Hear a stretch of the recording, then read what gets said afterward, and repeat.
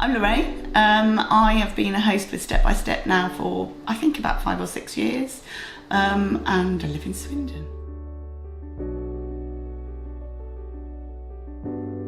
My children were leaving home. I wanted a bit of company in the house. I'd thought about foster care on and off over the years, but it never really sort of been right for me because when my children were younger I didn't have the space, and then as they started to grow up I started to enjoy having more freedom and didn't want the tie of foster care.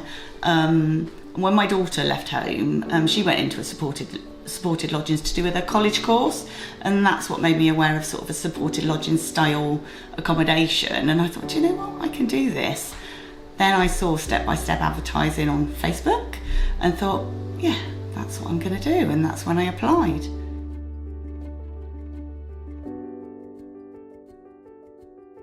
You sort of got an idea of the type of person I was, the type of sort of young person that I was likely to be able to support.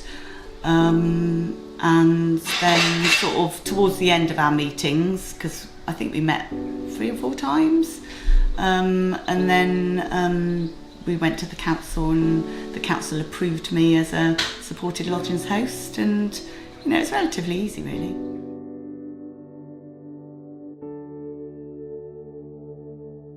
Say it's about guiding and supporting young people into independence. You're not there necessarily to parent them, but you are there to try and help them make decisions that are going to keep them safe, support them with maybe cooking.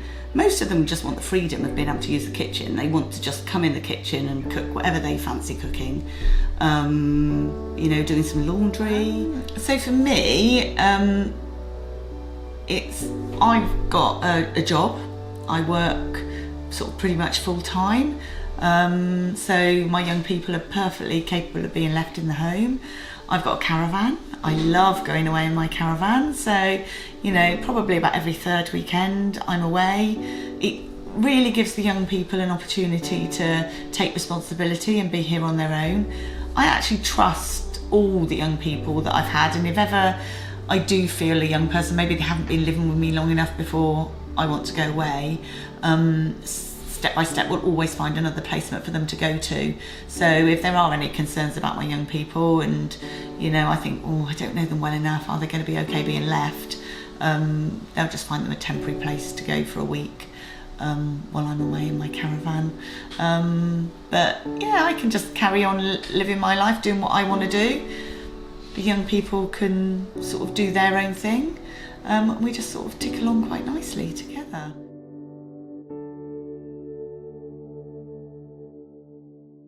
I had a young lad came to me just before his 18th birthday. It was a Vietnamese lad. I think he came into the care system as a teenager, found alone in the UK. He loved to cook, so for him it was about having access to the kitchen, that freedom of just being able to. He wasn't keen on British food, so he just wanted to go back to food from his culture, and he just loved the fact that he just could come in the kitchen. He used to make a banquet every night. It was amazing what he cooked, and when he first came here he was at college, and then by the time he left he was in employment. Language was a little bit of a barrier, and I think that's what made him the most vulnerable, because he was really vulnerable for exploitation. So we had to keep a really close eye, and he was exploited when he first went into employment. That was sort of dealt with, and we'd often have interpreters come to some of our meetings, because although he could speak basic English, when you started having in-depth conversations he didn't really understand. He'd just smile sweetly at you and say yes, and you knew he didn't really understand, you know, what you were trying to say to him, so we'd get interpreters to some of the meetings.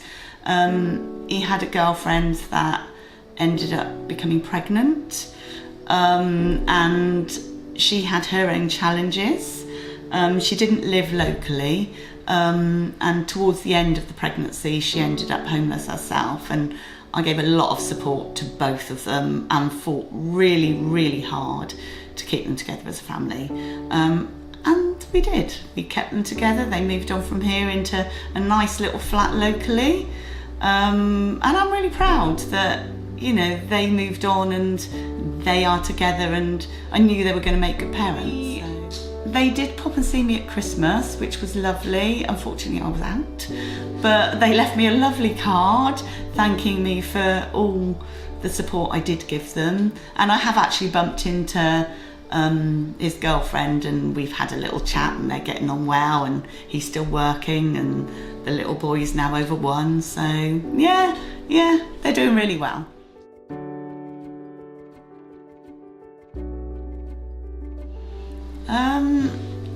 I think they've all been through a lot of trauma in one way or another, because of the trauma that they've been through in their lives. They often struggle with their mental health, and managing their emotions, managing relationships. I think those are probably the biggest, but that might just be because those are the type of young people I've said I'm willing to support. Because obviously, you know, when we first start, we have an assessment. I say the things that I can feel that I can cope with, and for me, young people struggling with their mental health is something that I feel reasonably confident to cope with. So.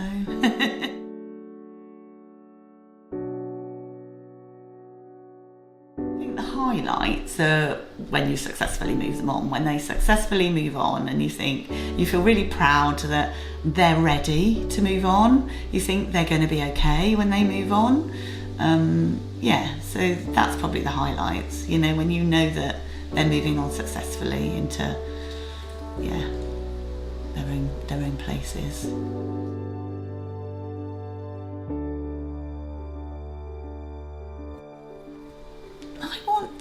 I want to support and guide young people. I don't want somebody that's just going to come in and do their own thing and not necessarily engage with me. I actually like the young people engaging with me. I like them to come in and chat to me, and I like to give them a nice little bit of advice and support and try and steer them in the right direction when I can see them making maybe decisions that I think aren't the best decisions. So, yeah.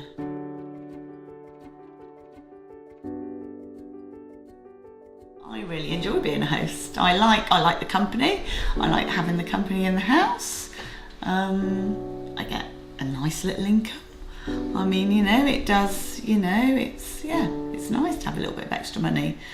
You know, I've got spare rooms in the house. I actually don't like the idea of living on my own. So I'd rather have a young person here with me, or, well, I've got 2 young people at the moment, but I'd much rather have a couple of young people with me, and yeah, they're, you know, they bring a different life to the house, and yeah.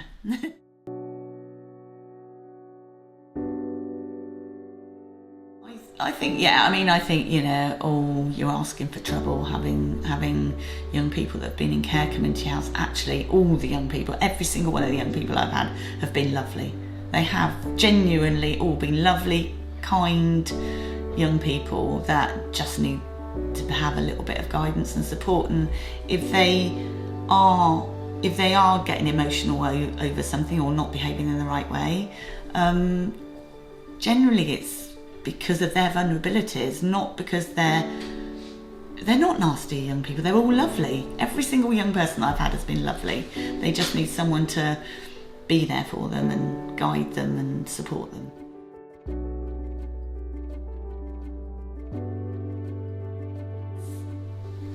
They come out of foster care, and a lot of them aren't really ready to move on to independence, and they need that halfway step where, you know, I'm here to guide and support and I'm around, but actually they are supposed to be looking after themselves, but I can highlight any difficulties that they're having, and they sort of almost need that halfway between foster care and independence.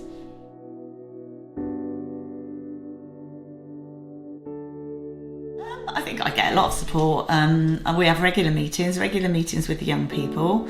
I tend to keep in contact as well by email. So I would normally send maybe a weekly email of just, you know, what's happening with my young person. However, if I am having some difficulties with my young people, or some concerns and worries about my young person, then I would be sending a daily email or on the phone, and step by step would be coming, and we'd be having a joint meeting and meeting with the young people and see if we can resolve any of the sort of problems and that we're sort of having. It's not generally between me and the young person. It's generally maybe things that are happening outside the home, activities that they're engaging in that are concerning. So.